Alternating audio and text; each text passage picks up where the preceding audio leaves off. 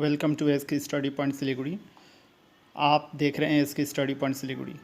आपसे आग्रह है कि हमेशा प्लेलिस्ट का प्रयोग करना है। प्लेलिस्ट की मदद से आप जब पढ़ेंगे तो किसी भी टॉपिक को या सब्जेक्ट्स को या क्लास को पढ़ने में दिक्कत नहीं होगी। प्रॉब्लम्स क्लास 10 से जो माध्यमिक परीक्षा के लिए काफ़ी इम्पॉर्टेंट होने जा रहे हैं, तो चलिए शुरू करते हैं। इस वीडियो में हम लोग फिजिकल साइंस क्लास 10 का इक्विवेलेंट रेसिस्टेंस को देख रहे हैं। इक्विवेलेंट रेसिस्टेंस कहने का मतलब है तुल्यांक प्रतिरोध या समतुल्य प्रतिरोध बोलते हैं। तो आप उम्मीद कर रहा हूँ सीरीज़ कॉम्बिनेशन और पैरेलल कॉम्बिनेशंस को आप समझ चुके हैं। उसके बाद ही इन न्यूमेरिकल्स को आप आसानी से कर सकते हैं। तो चलिए पहला क्वेश्चन को देखते हैं। 1 ओम, 3 ओम और 6 ओम प्रतिरोध वाले 3 प्रतिरोधकों को श्रेणी क्रम या सीरीज कॉम्बिनेशन में जोड़ने पर तुल्यांक प्रतिरोध जो इक्विवेलेंट रेजिस्टेंस होगा उसको ज्ञात करना है। तो आप देख लीजिए यह सीरीज कॉम्बिनेशन दिया हुआ है। यहाँ से इधर से करंट पास हो रहा है, आई करंट मान लेते हैं, और यह पहला रेजिस्टेंस है, यह दूसरा रेजिस्टेंस है, यह तीसरा रेजिस्टेंस है, प्रतिरोध है। उसके बाद में करंट पास होता हुआ यह नेगेटिव पॉइंट में ज्वाइन कर रहा है, नेगेटिव एंड में ज्वाइन कर रहा है। ठीक है, इस तरह से आप देख लीजिए करंट का ये सर्किट तैयार हो गया। रेजिस्टेंस 3 दिया हुआ है और ये एक ही लाइन में है, मतलब हो गया सीरीज कॉम्बिनेशन में यह सर्किट है। तो जब भी आपके पास R1, R2, R3 दिया हुआ रहे तो इनका जो इक्विवेलेंट रेजिस्टेंस होता है, तुल्यांक प्रतिरोध होता है या समतुल्य रेजिस्टेंस जो होता है, प्रतिरोध होता है, उसमें करना क्या होता है, इन तीनों को जोड़ दीजिएगा। तो सीधा फॉर्मूला क्या है, R इक्वल टू या equivalent resistance equal to R1 plus R2 plus R3। तो 1 प्लस 3 प्लस 6 जोड़ दीजिए, 10 ओम हो गया। तो इस तरह से आपके पास अगर क्वेश्चन रहे सीरीज कॉम्बिनेशन का प्रतिरोध 3, 2 जितने भी रहे उनको आप इस तरह से जोड़ के बना सकते हैं। चलिए अब क्वेश्चन नंबर 2 को देखते हैं। यह पैरेलल कॉम्बिनेशन पे बेस किया हुआ क्वेश्चन है। 12 ओम, 15 ओम और 20 ओम प्रतिरोध के 3 प्रतिरोधों को समानांतर क्रम पैरेलल कॉम्बिनेशन में जोड़ने पर समतुल्य इक्विवेलेंट रेजिस्टेंस ज्ञात करना है। आप देख लीजिए यह सर्किट बनाया हुआ है, करंट इधर से जा रहा है, प्लस यहाँ पे मतलब करंट इधर से जा रहा है, और यह करंट देखिए डिवाइड हो जा रहा है। देखिए ये R1 हो गया, R2 हो गया, R3 हो गया, प्रतिरोध नंबर 1, प्रतिरोध नंबर 2, प्रतिरोध नंबर 3, इस तरह से। और उसके अंदर एक जगह में फिर होते हुए फिर करंट इधर चला आ रहा है। तो इस तरह के अगर रहे तो इसको पैरेलल कॉम्बिनेशन बोलते हैं, समानांतर क्रम बोलेंगे। ठीक है, इस चीज़ को आप देख लीजिए। R1 हो गया 12 ओम, R2 हो गया 15 ओम और R3 हो गया 20 ओम। तो जब पैरेलल कॉम्बिनेशन में रहेगा तो आपके लिए सूत्र होता है 1/R1। किसके लिए, इक्विवेलेंट रेजिस्टेंस के लिए 1/R equal to 1/R1 plus 1/R2 plus 1/R3। तो R1 12 है, लिख लीजिए, R2 15 है, R3 कितना है, 20 है। सबका लसागु निकालिए, कितना हो गया, 60। 12 ने 60 को भाग दिया 5, 5 1 5। 15 ने भाग दिया 60 को 4 बार, 4 1 4। 20 ने भाग दिया 60 को 3, 3 1 3। सबको जोड़ दिए तो 12, 12/60। 12 ने इसको काटा 60 को, 5 हो गया, 1/5। ये रेसिप्रोकल हो गया, तो R इक्वल टू 5 ओम। इस तरह से आप सीरीज कॉम्बिनेशन या पैरेलल कॉम्बिनेशन में दिया गया सीरीज सर्किट हो तो आप उनका इक्विवेलेंट रेजिस्टेंस, समतुल्य प्रतिरोध को ज्ञात कर सकते हैं।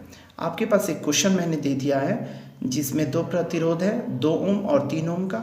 इसको आप श्रेणी क्रम और समानांतर क्रम में प्रतिरोधों को जोड़ा गया है, दिखाया गया है। तो प्रत्येक क्षेत्र में आप तुल्यांक प्रतिरोध का मान ज्ञात कीजिएगा। जब ज्ञात कीजिएगा तो आपको पता चलेगा कि जब किसी भी सर्किट में आप पैरेलल कॉम्बिनेशन देखते हैं, समानांतर क्रम में जोड़ा हुआ प्रतिरोधों को देखेंगे, तो आप पाएंगे कि वहाँ पर इक्विवेलेंट रेजिस्टेंस जो है, समतुल्य प्रतिरोध जो है वो हमेशा कम होता है, किंतु श्रेणी क्रम में हमेशा ज़्यादा होता है। अगर अभी तक आप इसके स्टडी पॉइंट से लिखड़ी को सब्सक्राइब नहीं किया तो तुरंत सब्सक्राइब कर दीजिए, शेयर और लाइक करना बिल्कुल नहीं भूलिएगा। चलिए आप क्वेश्चन नंबर 3 को देखते हैं। इसमें 2 ओम और 4 ओम के 2 प्रतिरोध वाले तार हैं और इनको समानांतर श्रेणी में जोड़ा गया है। तो आपको समतुल्य प्रतिरोध को ज्ञात करना है। पहले वाले क्वेश्चन में आपने क्या देखा था, 3 प्रतिरोध थे। अभी इस क्वेश्चन में आपके पास 2 प्रतिरोध है, R1 2 ओम और R2 4 ओम। तो जब भी आप समझ लें कि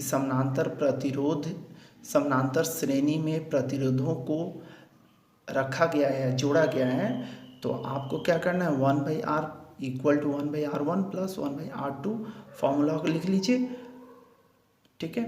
और उसके बाद में इनकी वैल्यू बैठा दीजिए। जैसे यहाँ पे 2 है और यहाँ पे R2 की जगह में 4 है, तो लॉसा निकालते हैं तो कितना हो गया, लॉसा हो गया 4, 2 ने 4 को भाग दिया 2, 2 1 2, 4 ने 4 को भाग दिया कितना हो गया 1, 1 1 1, तो 3/4, मतलब R कितना हो गया, इक्विवेलेंट रेजिस्टेंस यहाँ पे 4/3, मतलब 1.33 ओम हो गया। तो इस तरह से इस क्वेश्चन में हम लोगों ने जो सर्किट होता है उसको नहीं दिखाया है।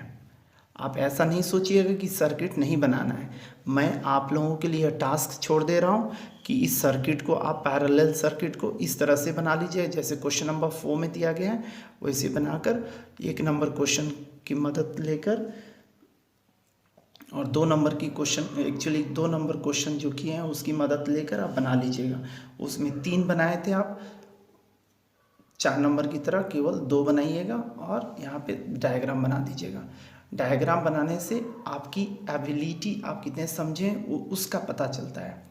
ना बनाएंगे कुछ दिक्कत नहीं है, नंबर डिडक्ट माध्यमिक में कतई नहीं होगा, किंतु डायग्राम बनाना बहुत ही अच्छा होता है, आपका कंसेप्ट को क्लियर कर देगा। अब इसी तरह का एक क्वेश्चन है, देखिए 1 ओम तथा 3 ओम के प्रतिरोध वाले तार को समानांतर क्रम में जोड़ा गया है। तो इस सर्किट परिपथ का समतुल्य प्रतिरोध बताना है आपको। आंसर मैंने यहाँ पे लिख दिया है, जब आप कैलकुलेशंस करेंगे तो इतना ही आएगा। ध्यान से देखिएगा और प्रैक्टिस कीजिएगा। क्वेश्चन नंबर 4 को देखते हैं। 1 ओम प्रतिरोध के तार के साथ समानांतर क्रम में जुड़े 2 प्रतिरोध 6 ओम और 3 ओम के प्रतिरोध वाले तार को श्रेणी क्रम में जोड़ने पर समतुल्य प्रतिरोध ज्ञात करो।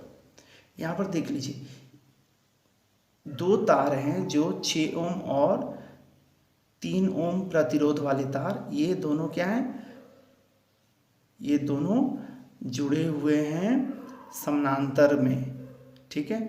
और 1 ओम जो है वह यहाँ पर देखिए डायग्राम में, या इन दोनों समानांतर वालों के साथ में श्रेणी में है।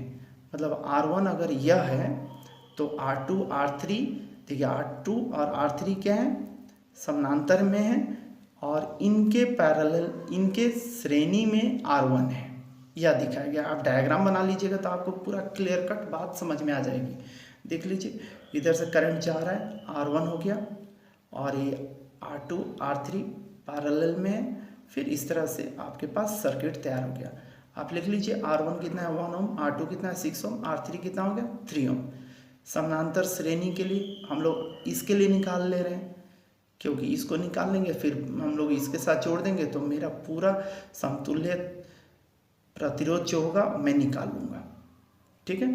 तो 1/R = 1/R2 + 1/R3, 1/6 + 1/3 = यहाँ पर इन दोनों का लॉसा 6 हो गया, 2 + 1, देखिए लॉसा जैसे निकालते हैं देख लीजिएगा, 3/6 तो 1/2 हो गया। तो इन दोनों का R2 R3 को लेकर यहाँ पे अगर हम लोग समतुल्य प्रतिरोध को निकालते हैं तो यहाँ पर इसकी वैल्यू हो जाती है कितनी, 1/2, 1/r इक्वल टू 1/2, मतलब इसको रेसिप्रोकल कर देंगे, पलट देंगे तो कितना हो गया, r इक्वल टू 2। तो इन दोनों का रेसिस्टेंस कितना हो जाएगा, इक्विवेलेंट रेसिस्टेंस इन दोनों को लेने से 2 ओम हो जाएगा। यह 1 ओम है, इन दोनों का लेने से 2 ओम हो गया, तो 2 और 1 3 हो गया। देखिए इसलिए समतुल्य रेसिस्टेंस कितना हो जाएगा, R1 plus R equal to 1 ohm plus 2 ohm equal to 3 ohm हो गया। तो इस तरह से आप जो भी 4 क्वेश्चंस देखे हैं, चारों क्वेश्चंस माध्यमिक में आने वाले क्वेश्चन का ही पैटर्न पर आधारित है। यह सीरीज बनाने का मेरा मकसद बस यही है कि आप न्यूमेरिकल्स को, फिजिक्स को इजीली लें, आसानी से समझ जाएं। न्यूमेरिकल्स में फुल मार्क्स आप पा सकते हैं, किंतु कंसेप्ट को आपको समझ लेना होगा कि किस तरह के, किस पैटर्न वाले क्वेश्चंस आते हैं एग्जाम्स में, माध्यमिक में, जानना होगा। अगर आप नहीं जानते हैं तो आप इस तरह के क्वेश्चंस को नहीं कर पाएंगे और आप छोड़कर चले आएंगे। Thank you very much for watching.